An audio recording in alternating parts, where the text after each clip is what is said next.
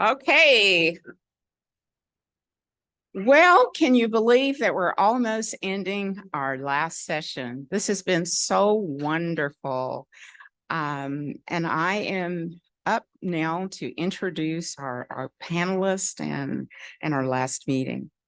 So I have enjoyed learning along with you over the past 2 days, especially discussing how community colleges can translate data insights into tangible improvements. This afternoon's conversation will delve further into strategies to foster a culture of data-informed decision-making, particularly as it relates to the new outcomes-based funding available through House Bill 8. The success of this transformative legislation would not have been possible without the support of all 50 community colleges, emphasizing the importance of collaboration between trustees, CEOs, and our legislative delegation. This panel discussion will shed light on key aspects of House Bill 8 and related information and implementation strategies to chart the path forward for community colleges in Texas. And you will find supplementary information about this session on page 42 of your conference book. Well, we've heard about all of the AI. I started to Google or chat rather, search the chat GPT, what is the future of community college finance in Texas? But I didn't. And that's because we have a superhuman team of communicators.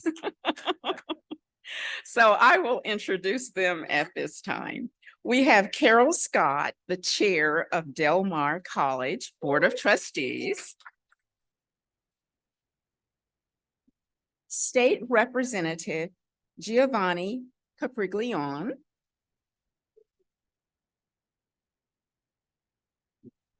Who represents District 98. Dr. Brent Wallace, Chancellor of North Central Texas College. And our moderator, Jay Barrett, Vice Chair of Amarillo College Board of Trustees.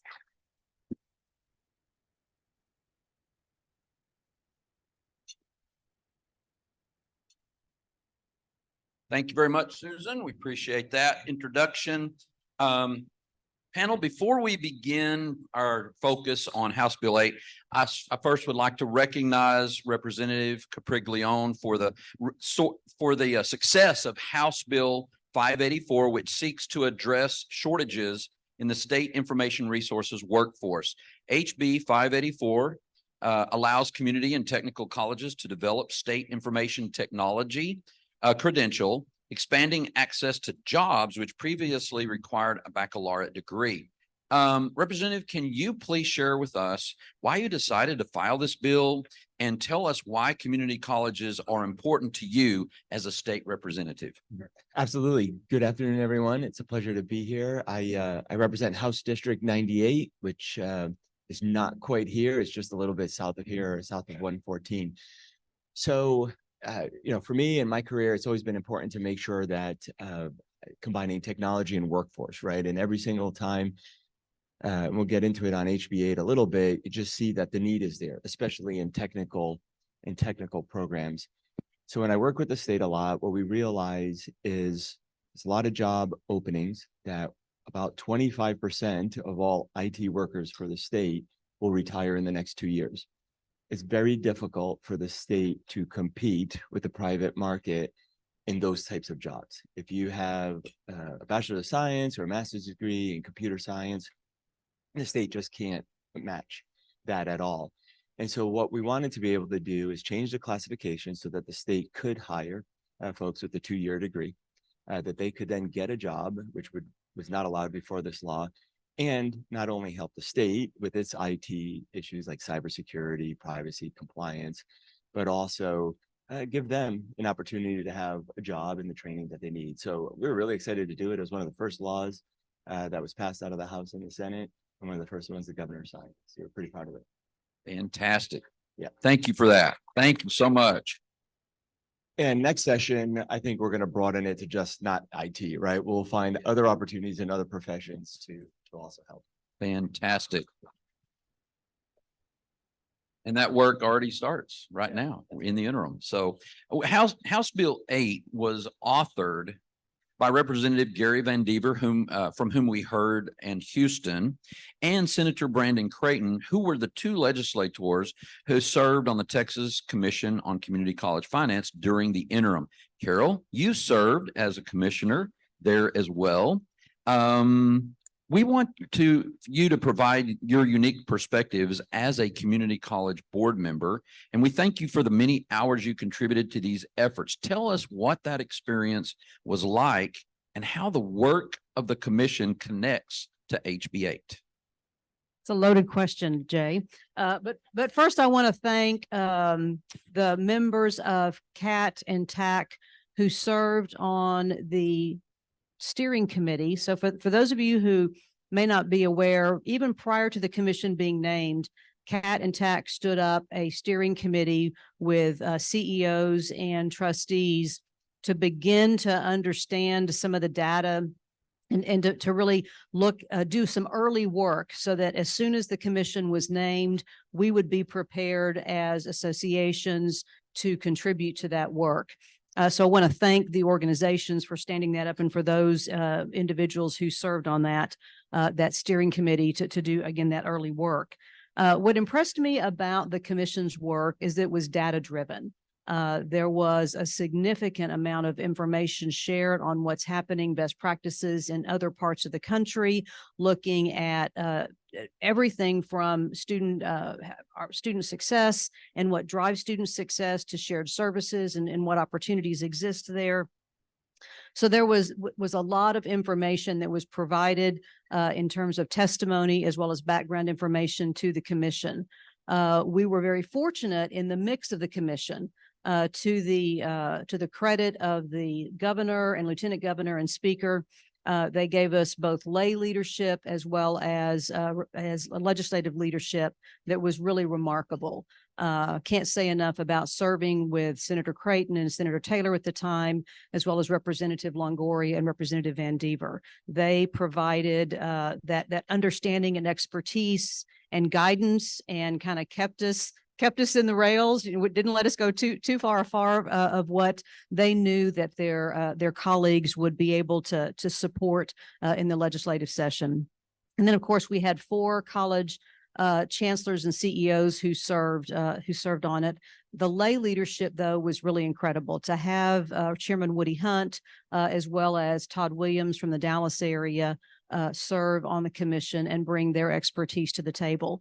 So the commission kept high level and really looked at those opportunities.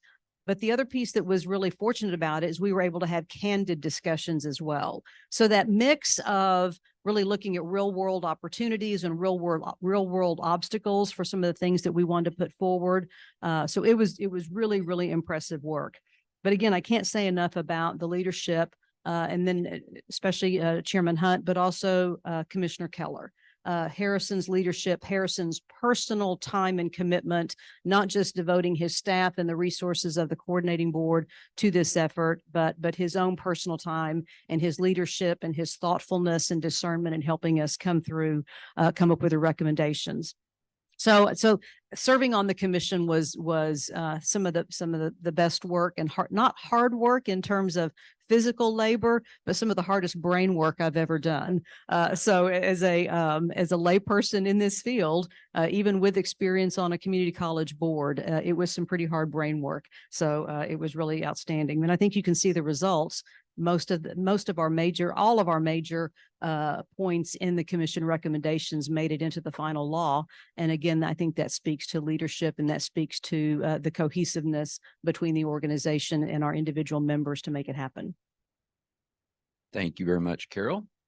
Dr. Wallace may be a little nervous right now. I told him I was going to change the question, but I didn't. I'm not that unkind. Dr. Wallace, as a community college chancellor, What stood out to you about the work of the commission? And tell us about the ways in which TAC members were involved throughout this process. So you've heard from Commissioner Scott, the overwhelming work that went into the effort for the commission to begin with. And so I don't want to replicate some of the things she's mentioned, but I would add some things to that. I think it brought attention to the real work that is going on in community colleges in the state of Texas. And to a certain extent, it was our moment in the sun, because we have seen the work for K-12, the impactful legislation over the years for that part of our sector. We have seen a lot of attention through the years, of course, to our universities. But for the first time, to see in such great appreciation to our legislators, a common conversation of the value that a community college is placing in their communities. We had those of us in this industry for quite a while really can say that was a moment of transition.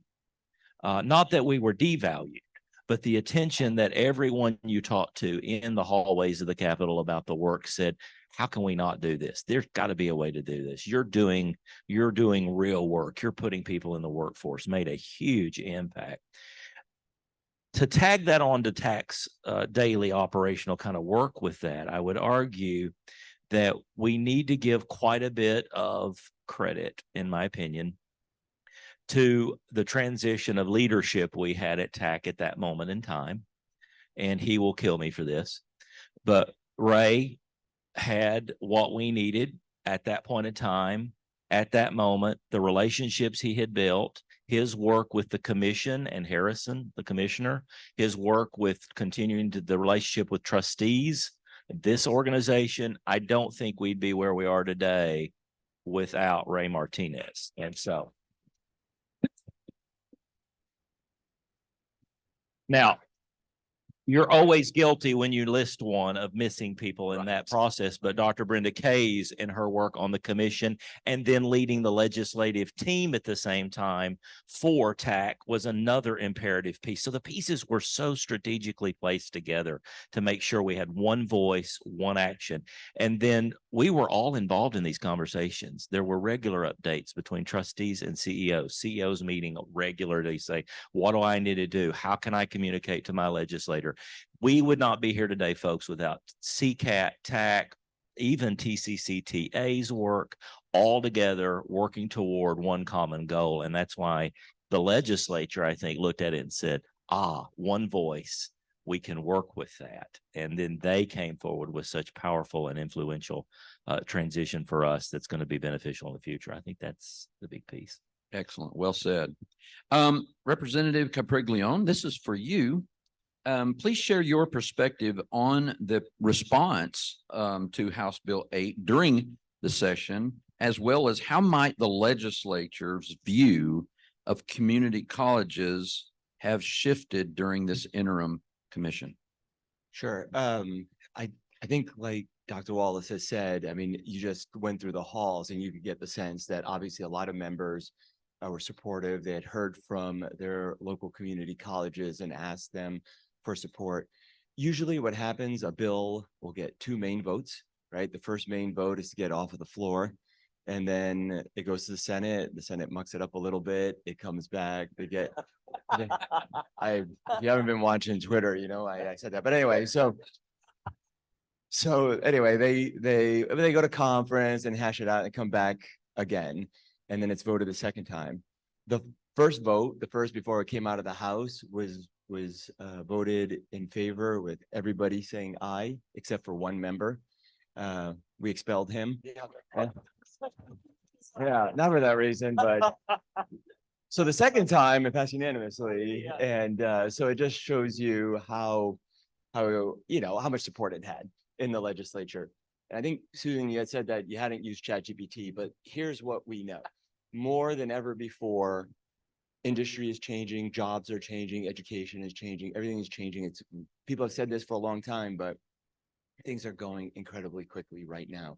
The skills needed for the jobs. I mean, to get to your point, In May of this year, the seventh leading cause of employees losing their jobs was artificial intelligence, right? By this time next year, it'll be third. I think community colleges are the most apt, the readiest, the most available to go and help reskill and upskill workers in this changing times. For that is, I think, one of the main reasons, if not the reason, that we're so supportive of community colleges. We want you all to be successful so that our residents can be as well. I like that answer. How about the rest of y'all? Is that pretty good?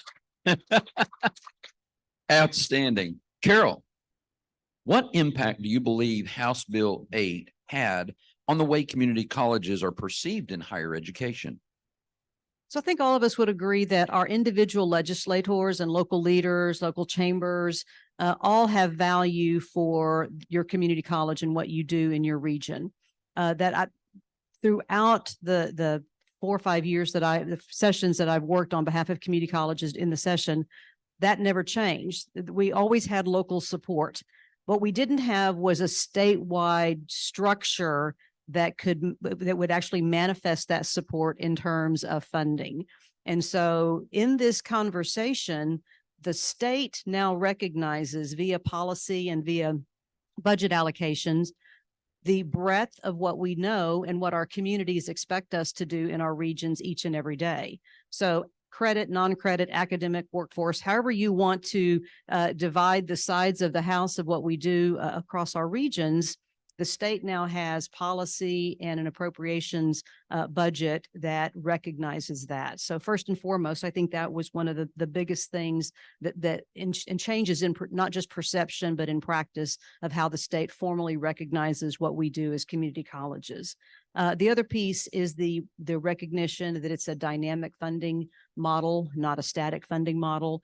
So that too, again, is now a stated state priority and something that is completely different than what we had in the past. Great.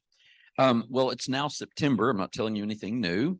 And the emergency rules approved by the Texas Higher Ed Coordinating Board on August 22nd are in effect.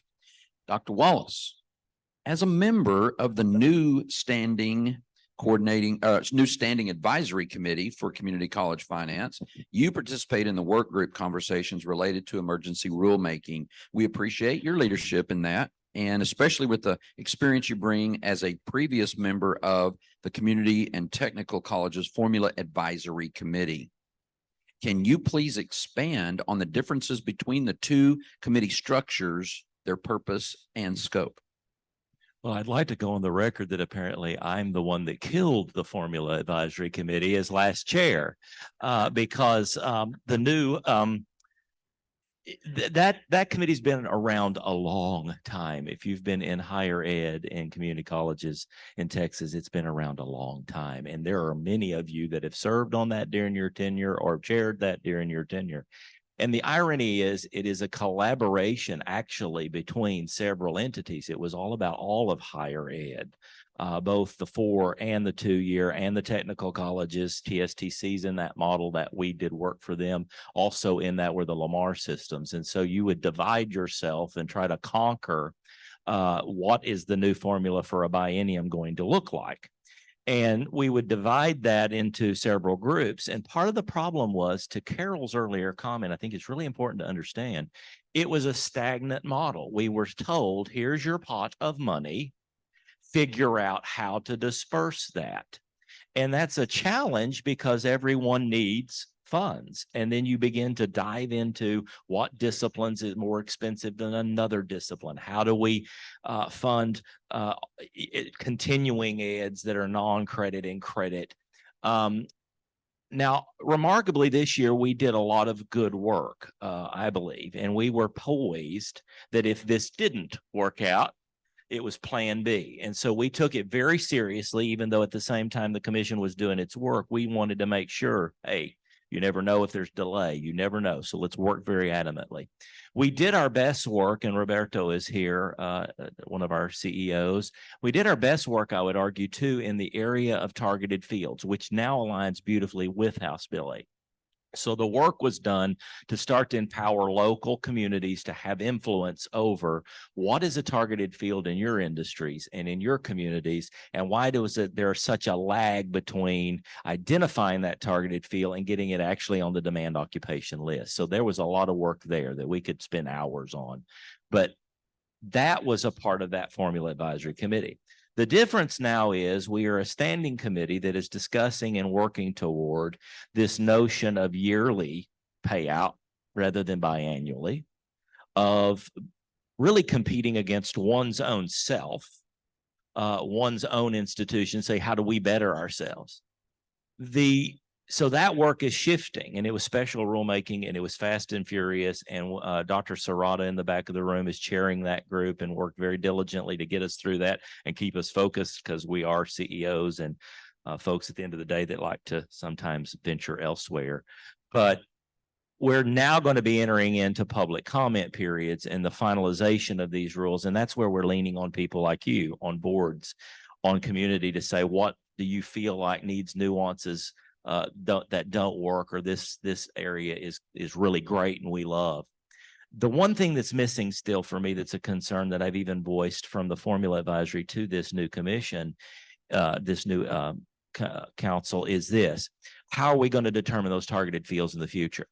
We didn't really tackle that yet. And I've talked to the commissioner. There's a very open door to that conversation to say, oh, that's right, because the Lamars and the TSTCs will still formulate, and the health science centers will still be working under that Formula Advisory Council. And we will be excluded from that in the future and have this new entity. But how do we make sure we have voice in the targeted fields and in that local workforce development list? So that's the next thing we're working toward to try to determine. But great work, great effort. That committee has been good for us, but this is a far better approach to making meaningful finance for the future of community colleges, I think. Thank you for your work on that committee. You're We welcome. appreciate that very, very much. Representative, tell us about what you and the other members of the legislature hope that the new investments from House Bill 8 will accomplish. Sure. First of all, just interesting in me being up here and actually listening. We make laws all the time, and usually people are not happy about it. But it seems like in this case, a lot of the people who are affected by it like the law. So I like that part of it so far. I mean, our issue at the state level, right? We're thinking about policy for the entire state. We're thinking about how we can compete with other states. We can think about how to improve the lives and the quality of lives for our citizens. And part of that is jobs, right? Making sure that people can do that. And with the commission's efforts in trying to basically create a blueprint on what is needed, and then us essentially turning that blueprint into legal language with some appropriations to get things done, I think we have this chance now for those folks, and all of you know how hard it is to maybe fill every job position that's out there, is finding those people that want to work and maybe haven't been able to, finding those people that maybe want to change jobs or are out of work and want to get new training, maybe who don't have the money, right? They are disadvantaged, economically disadvantaged. So this bill provides an opportunity for some of them. You're in a rural area. Again, you're not east of 35, but there's still opportunities out there, but you just need some training.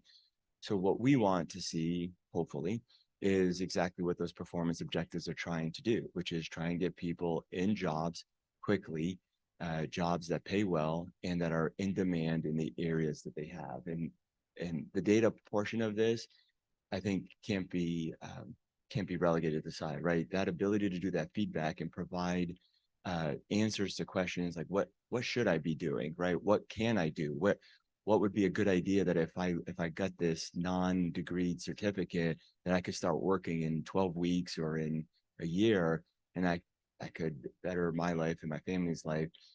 I think that's going to happen with this bill. And it did start September 1st, just like all of our other laws usually do. And I'm looking forward to getting the update from Commissioner Keller and from all of you on, is it working? How can it be improved? Or do we just want to keep trying it out and see if we keep going? But I'm definitely looking forward to the input. So thank you so much. Brent and Carol, this is for you. What aspects of the legislation will be most helpful to the college students and broader community? I've actually answered this question in different forms. I've had opportunity to do a couple of Rotary Club presentations back home and those kinds of things. And the community wants to know, okay, that sounds good in your world, but what does that mean to us? And one of the things that I have shared is that the recognition that we're valuing all students. In the past, there's numbers, what's your enrollment? And sometimes that number is based on first-time, full-time college students. Sometimes it's full-time equivalency of students, so there's all of these measures, and what we're going to be measuring now is completion. So that regardless of if you're looking for a transfer, if you're looking for dual credit, if you're looking for some sort of credential, micro-credential, or certificate, we're going to value all students in their completion journey, whatever that may be for that student. And I think it's a real value for our communities to understand that we have broadened the definition of who our students are. We've always known that, but there is now, again, recognition for that broadening of the definition of who our students are. The switch, though, from contact hours to this outcomes-based funding is difficult for folks. Anybody who's ever been in higher education of any kind and understands contact hours. And so for all of us, and so maybe not the broader community, but for our college communities, that change is going to be challenging for some. I'm not saying that full-time equivalency and contact hours aren't good measures of production, but again, we're going to be focusing on completion in all those different areas. So I think that's the biggest piece for our student in our colleges is valuing those students, valuing what their goals are, valuing what the opportunities are for those students, and helping them complete those goals.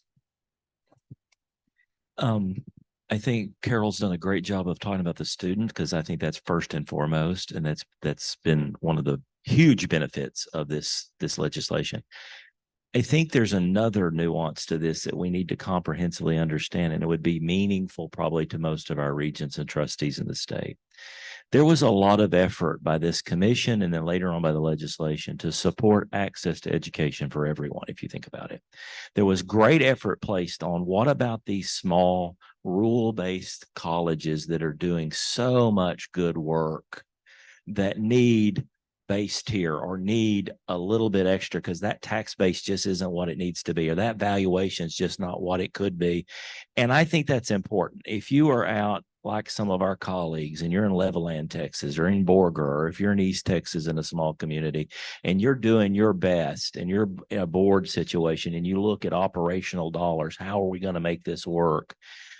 Sometimes outcomes-based can be scary because you still have base dollars that you have to generate to keep the doors open. This provided a way of helping those. You have some of our colleges in this state receiving 100% more in state appropriations because they're doing good work, but they're also getting some base tier because they're in a tax base that's just not as robust.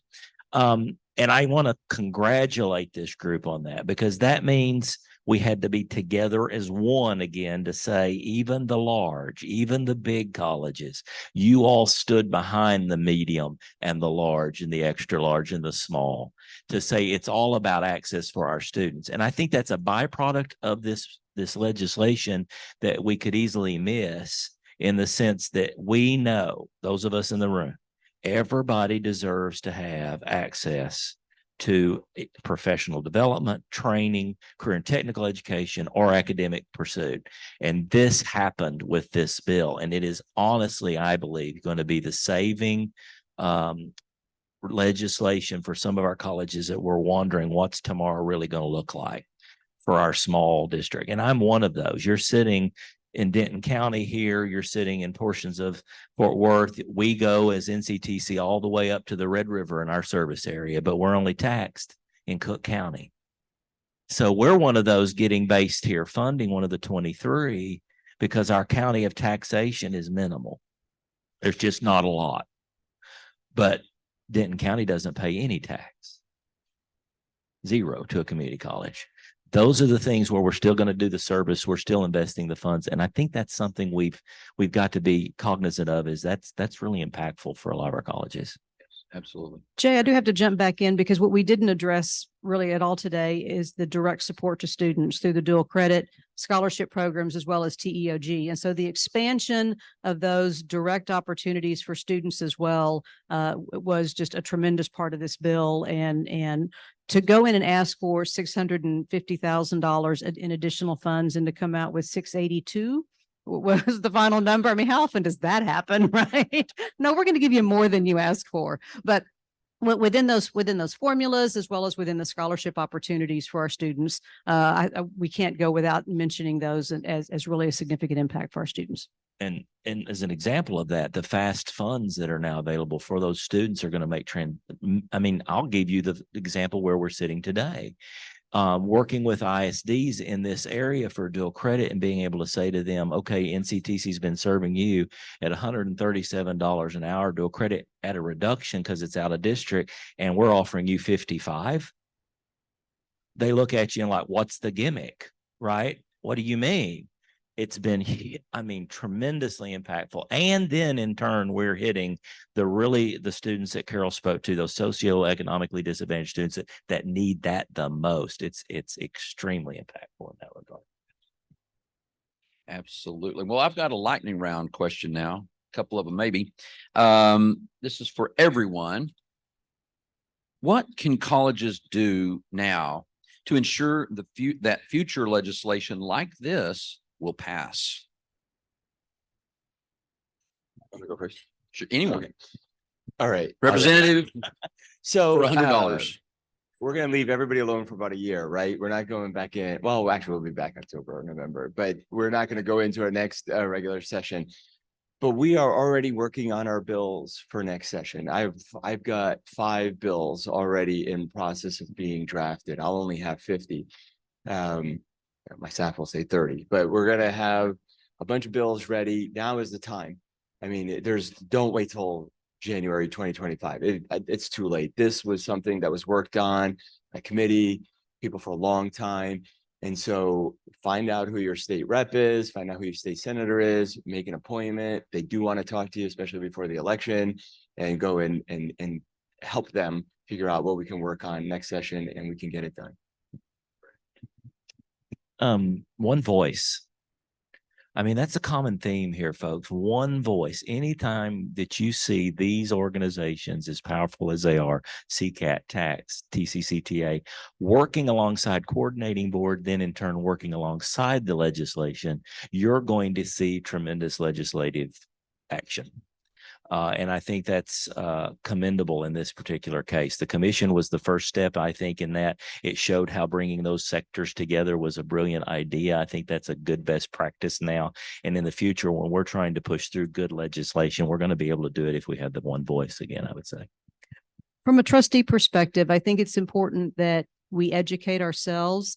At the end of the day, we are never going to know what our CEOs know and do and live and breathe and learned on a regular basis. But as trustees, we can begin to understand the policy implications. We can understand the parameters. We can understand the big picture of what is happening while House Bill 8 is being implemented.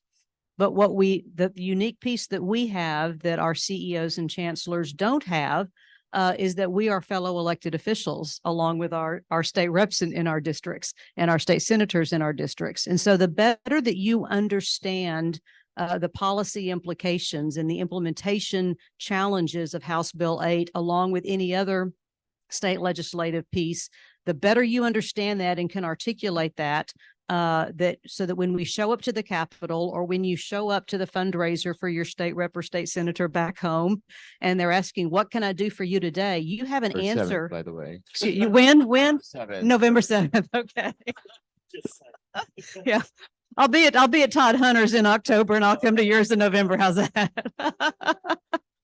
But it's important that we can articulate those points and don't articulate stuff that's way out far afield that you may think is important work within the parameters of the association, work with your president and CEO on what that message is going to be, because our legislators at home and in Austin need to hear cohesive information and need to hear from us what is important. And so educate yourself as trustees and be able to articulate that to your fellow elected officials. And that's one way that we all stay together.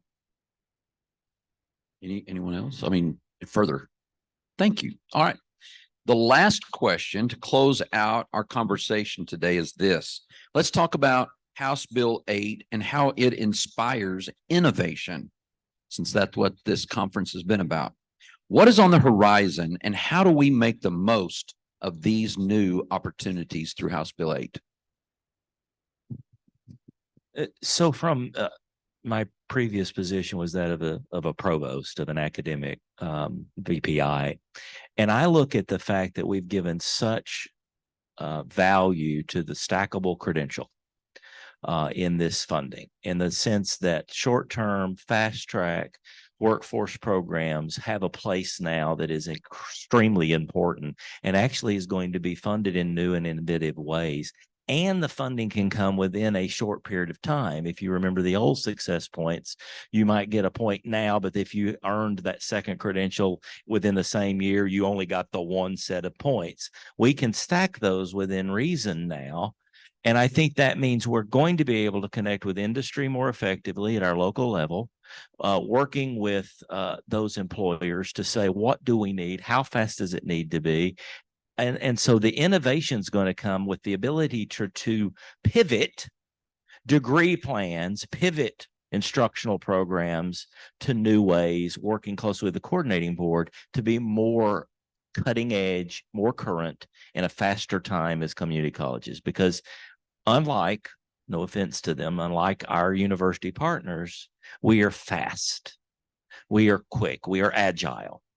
I think this adds to our agility in the sense that we are going to be able to really respond to what that student needs at that moment, at that time. And I think that's where the innovation then is going to be able to be utilized. I also hope we figure out some innovation on how we're going to report all our data.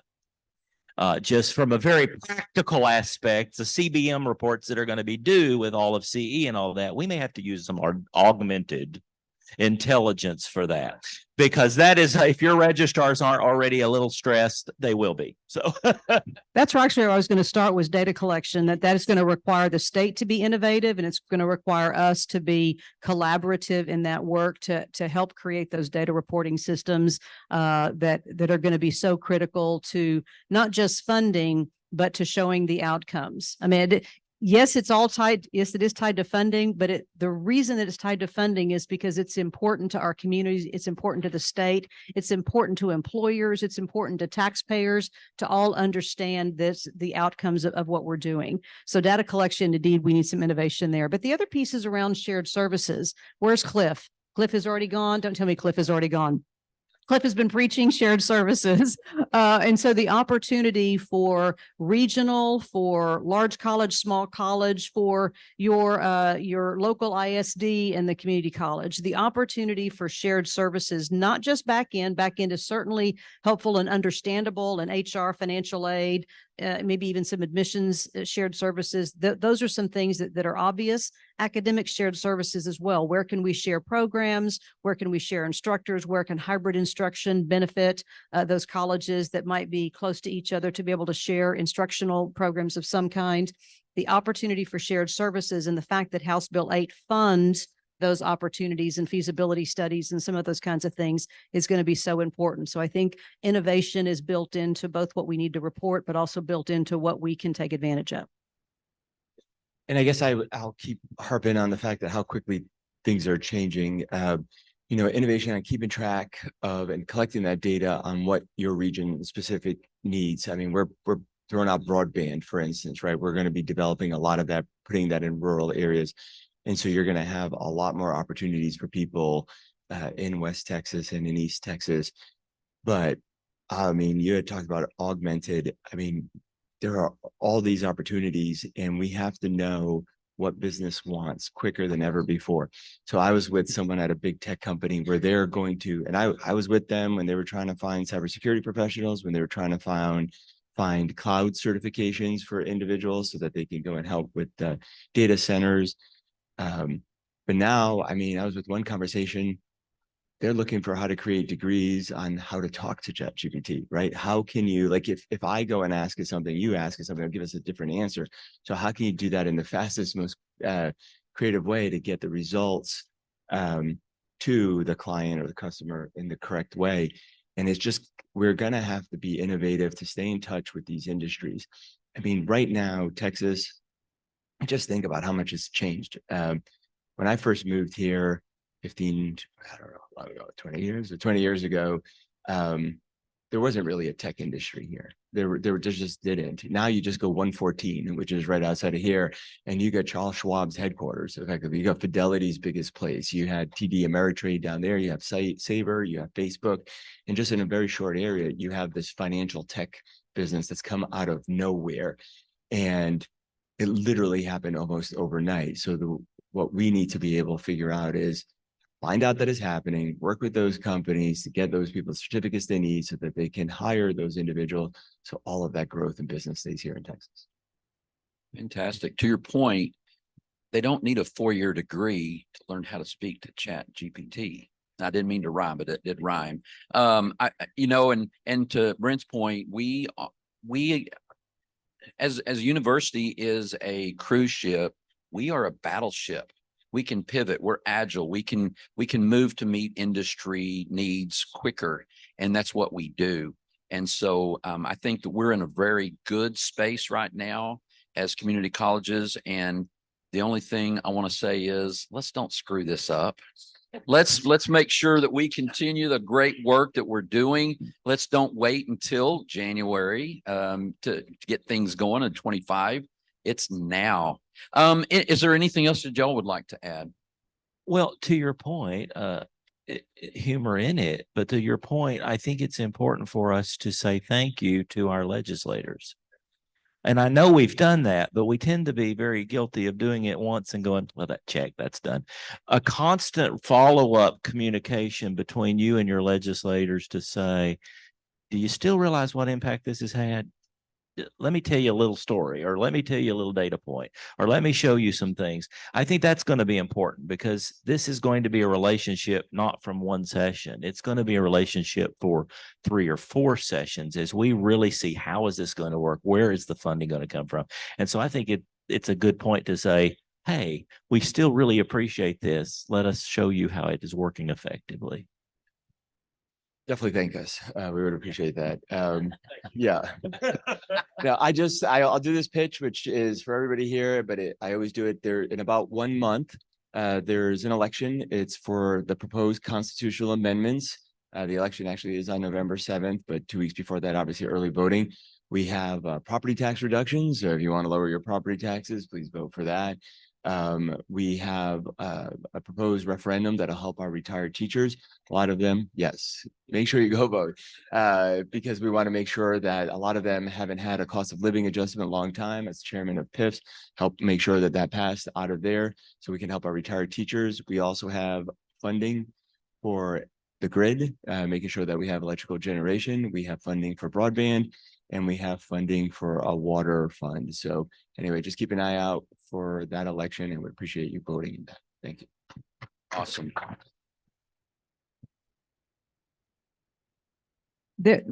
This process never ends. And so while we have applauded our success with the commission and with House Bill 8, the concept that this is ongoing and will be continuous work for us as long as there are new students and new opportunities for us to learn and to teach and to make a difference in those students' lives, then there'll still be this kind of work to do.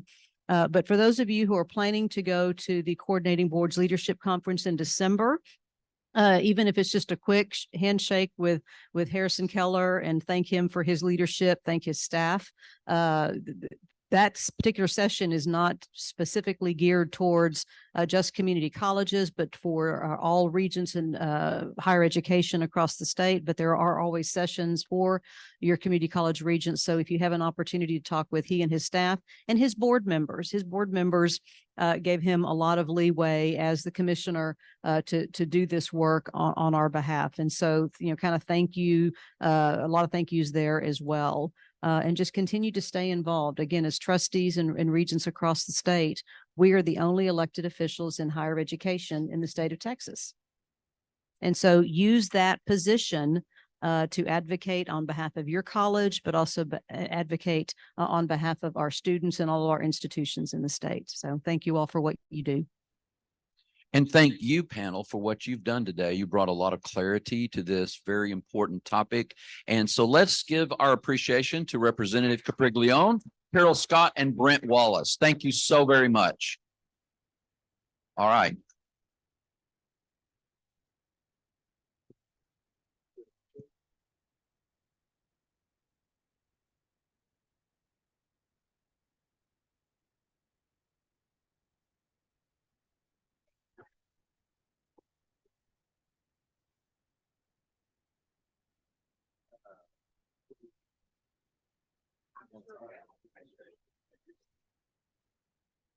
Yeah, let me make like, you can do a photo. Maybe he can help us. If you want it up here, you want it up here? Yeah. Okay. I think that's cool. Okay.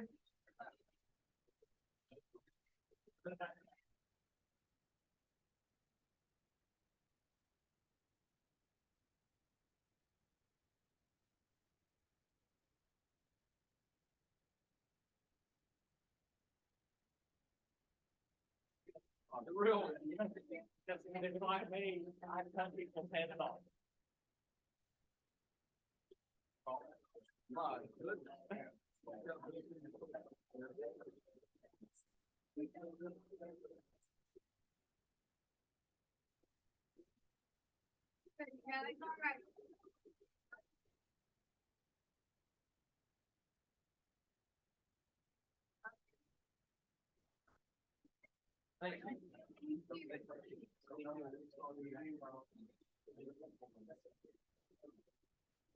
Yeah, so much stuff going on.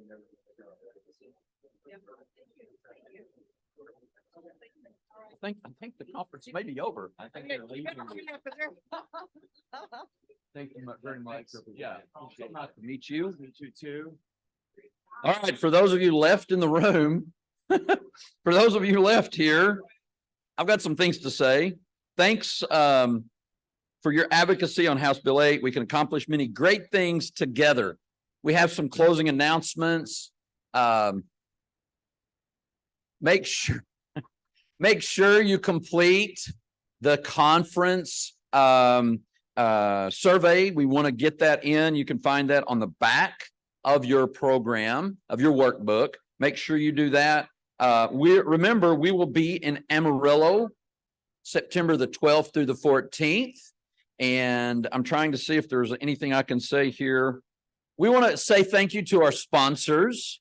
Please say thank you to our sponsors up here.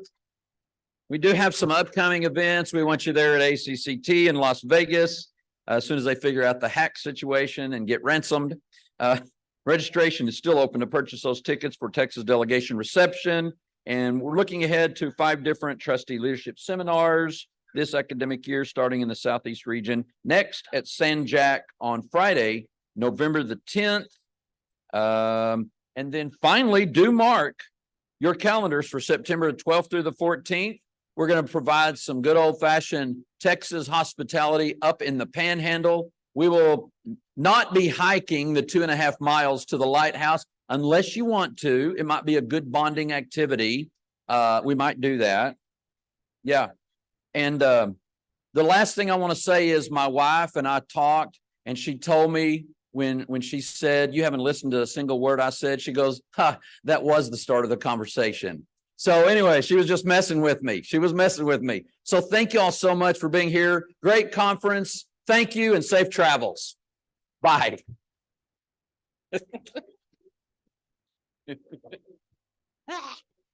Wow. That was a lot.